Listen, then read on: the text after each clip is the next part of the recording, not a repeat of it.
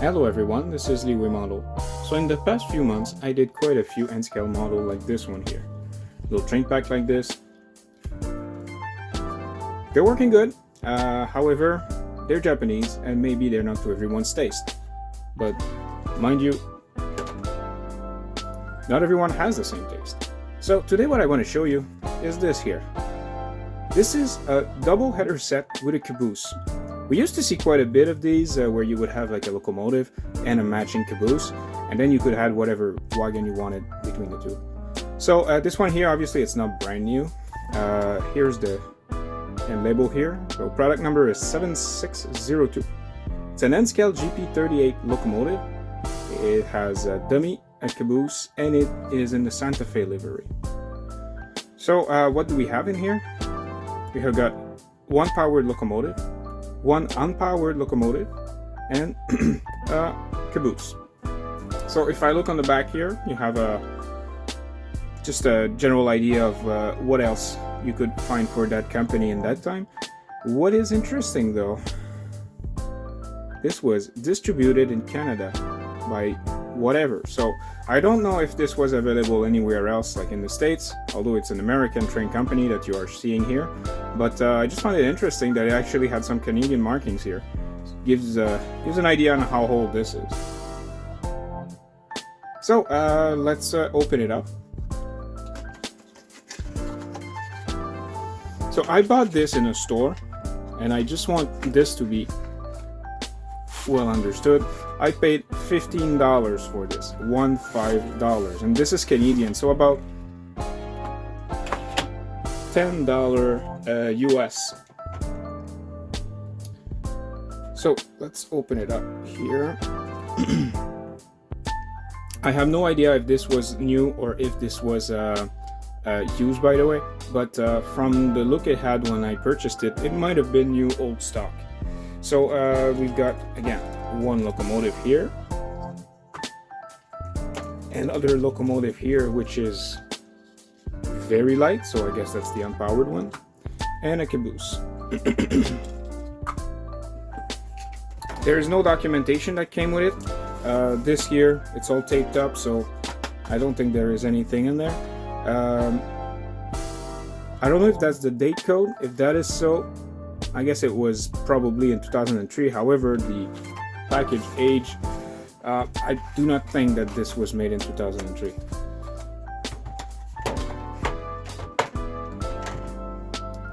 So let's just measure everything up. So first of all, the caboose here, that seems actually to be pretty light. So it's at 18 grams. We have now both the powered and unpowered caboose, locomotive. So yeah, let's do a little experiment here. Let me put the powered one here, 87 gram, 88 gram, okay. Let's add the other one, 120 gram combined.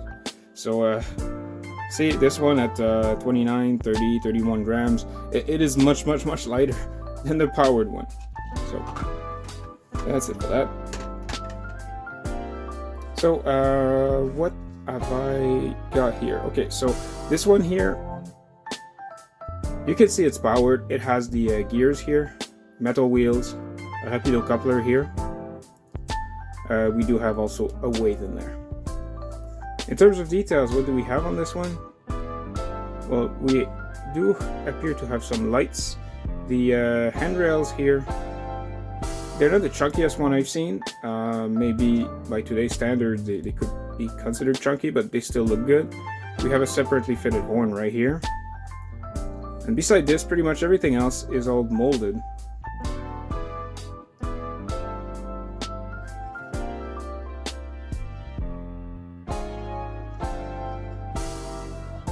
So if I show you the dummy one, well, it pretty much has all the same details on it, except that obviously when I look here, see, it still has metal wheels. It has a few cogs here, but if you look in the middle here, it's quite empty, unlike that one here, which has see, another cog in the middle. So the powered one is all-wheel drive, all-wheel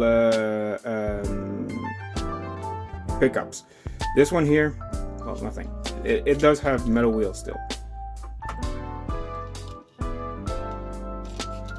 Okay, the Caboose itself. Now I saw something very peculiar about the Caboose.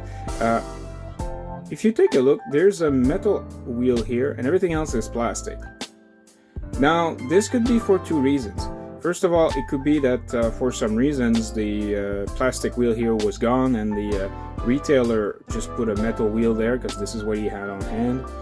Also, there is some signals that exist in N scales where it requires the last wagon to actually have a metal axle. So I don't know if this was intended to be used for that, because those signals, what they do is that once the metal axle passes on the rail in a certain spot, it detects that there's a train still there. So it's gonna, with a timer, it's gonna wait before switching all the lights to green on the other side. So beside this, there is no interior detail, there's no glazing.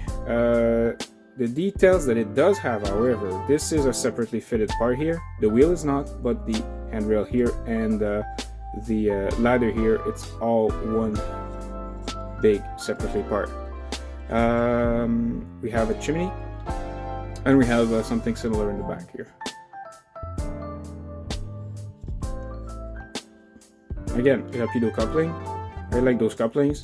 They're used on pretty much everything that is except modern American rolling stock, which is, I mean, I understand the knuckle couplers are more realistic, but since I have stuff from everywhere around the world, I actually prefer my couplers to be standard.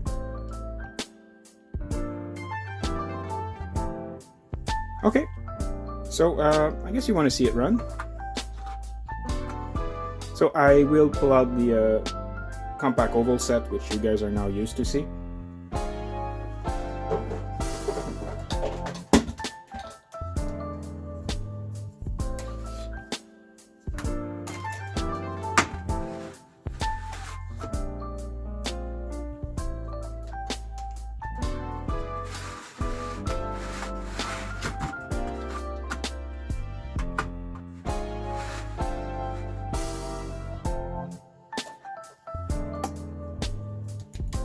So today's power supply that I'm going to use is the Kato standard SX power supply. We will power it through AC power in a portable power station. If you guys have seen other of my train set video, you know that I use an Bluetooth EB55 for that kind of stuff, and today's not going to be any exceptions. So it is now plugged. Let me try and see if I can put this in the middle here so that you guys can see the throttle. I think that's going to be pretty interesting.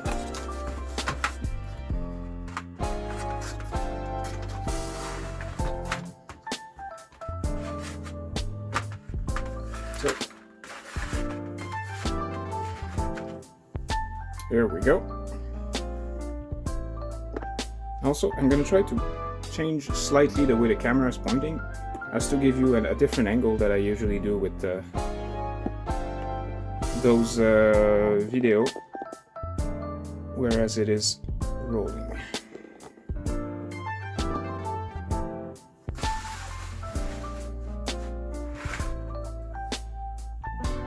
Okay, so first we're gonna put the powered one right here.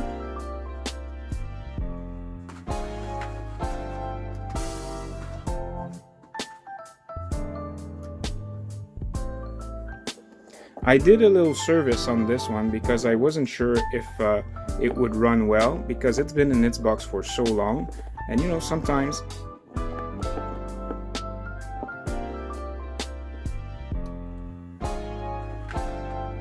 we might want to make sure that they're in tip-top condition to be able to roll, because if this doesn't work, then it's not interesting for anybody. So let me put this forward. There you go, it started right away.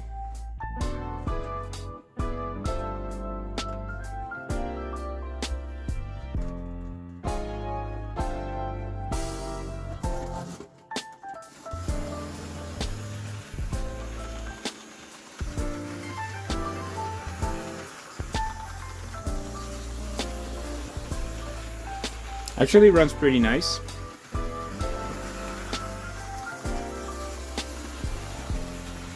But as you can see here, it's at 70%. So this is an older model. It's normal that it requires more power. So let's try to lower this as much as I can. So this is 50% here, that little budge that you see. And it actually do require a lot of power to be able to move. I don't think I can bring it to 50. Let's try. Yeah.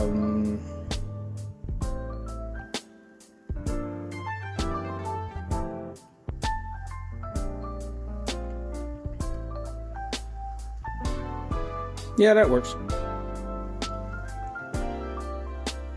Okay, so let's cut it off. We know it works. Let's try to reverse.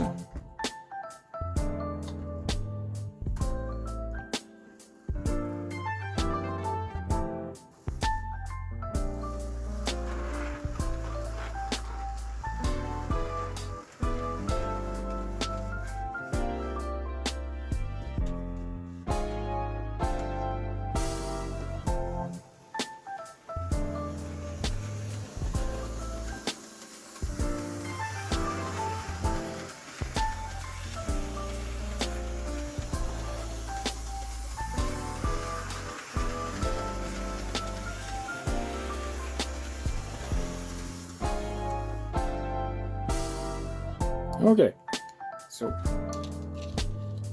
let's add the dummy locomotive and the caboose on it.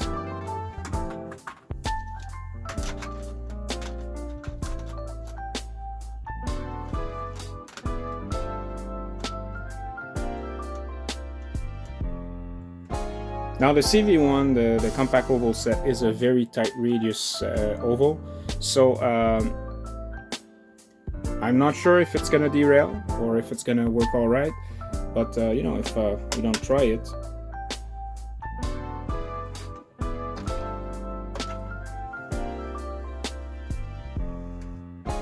That looks good.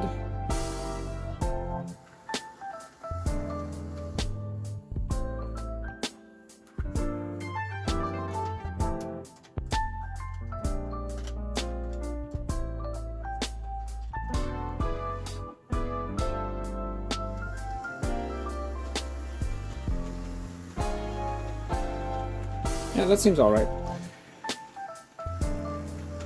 Now again, I'm not too worried about the fact that it uses more power. Since this is an older locomotive, it's sort of normal that it does uses more power.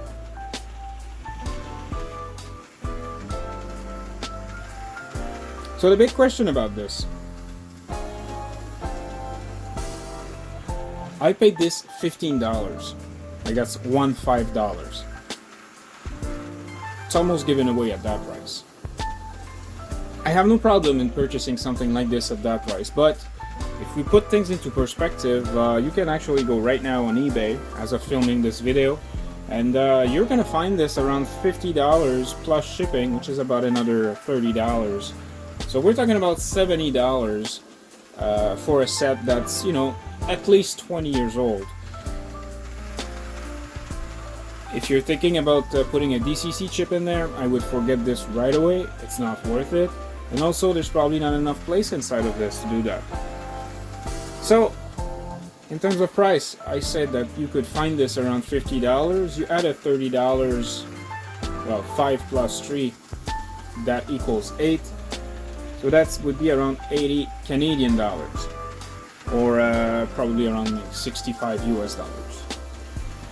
Now that being said, you could get something brand new like this, and as of today, you can go on eBay again. What just happened there? Oh, that's interesting. So it seems like it uncoupled itself, went around, and now is pushing everything, which caused a derailment. Okay, let's stop it for a few seconds here. So what I was saying is that you could purchase this here. Right now, including shipping, you can find this for 38 US dollars or 51 Canadian dollars. So this is brand new. This has a much better motor in it, and it has a couple of wagons with it. So the complete train pack here, if you don't purchase the other one at a good price, I do not think that an older set like this is worth it if you are to pay almost $100 for it.